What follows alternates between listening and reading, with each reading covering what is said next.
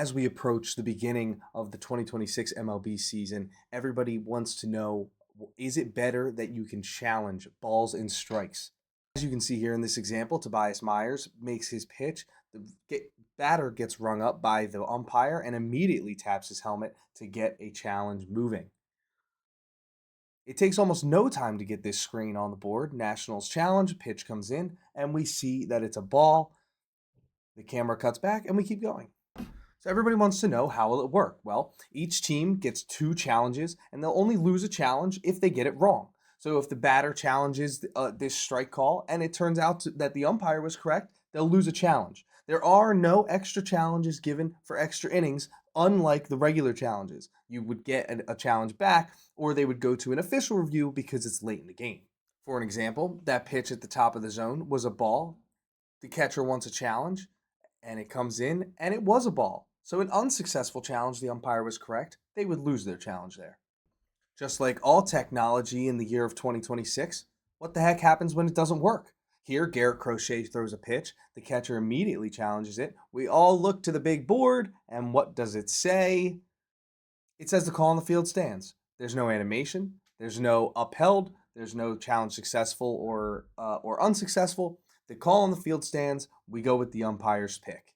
Here, rookie umpire and first woman behind the plate calls this pitch a ball. Tyler Stevenson immediately challenges, and thank God he can.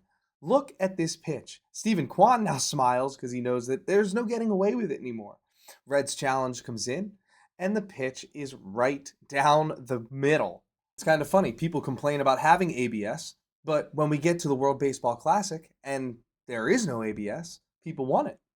Most notoriously on these MLB player-filled rosters in the World Baseball Classic, Team United States versus Dominican Republic ended on a pitch that was about 3 inches below the zone that even Mason Miller figured wouldn't be a strike. Now in the MLB, there's actually something you can do about it. That curveball drops right in, no pitch. Liberatore immediately challenges it. Cardinals challenge incoming, and it hits the top of the zone. He knew exactly where it was. Everybody's height is a little bit different, but the width of the plate is going to be the same no matter who's up there. Blake Snell challenges, and this just shows how accurate this system really is. Previous pitch is under review. The pitch comes in, and it actually gets overturned. The strike by just a hair, and he's crowding the plate so much, there's probably no way he could even get to that pitch, but in today's day and age, that's going to be a strike. So how does this affect catcher framing? Well, is there a point to do it? Kind of. Not every pitch is going to be challenged. You only get 2 challenges, especially early in the game like we see with the regular challenges. Teams most likely will save them for more high-pressure moments in the 7th, 8th, 9th inning, times when they're down.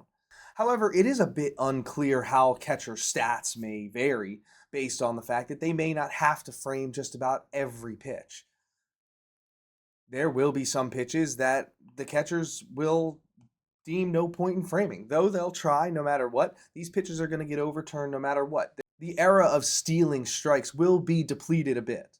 Now, some teams will have more rules than others. I know multiple teams, the pitchers are not allowed to challenge any pitches. Why? Well, take a look at Bryce Elder in this clip. He kicks and fires, and he's extremely off balance when that pitch comes in. He can't exactly see where it is. The catcher, stationary behind the plate, knows exactly where that pitch is coming in and crossed over the plate. A much better set of eyes to make a challenge. I'm interested to see how hitters take on challenging pitches, as their ego may get in the way and want to challenge more pitches than they maybe should, costing their team a challenge early in a game. Umpires also can't hide, as in this game between the Cleveland Guardians and the San Francisco Giants, one of the umpires is heard with his microphone on pleading, "Please be a strike," because he does not want to be wrong. These umpires will be judged on how good their strike zone is and how much their calls are overturned. A ball, and Patrick Bailey's challenging this one. San Francisco is challenging the ball call. Please be a strike. You guys think this is good for the game? I hear a lot of good reports from the minor leagues saying that it takes almost no extra time and will not extend the game too much, and as long as we're getting the correct call, that's probably the right thing to do.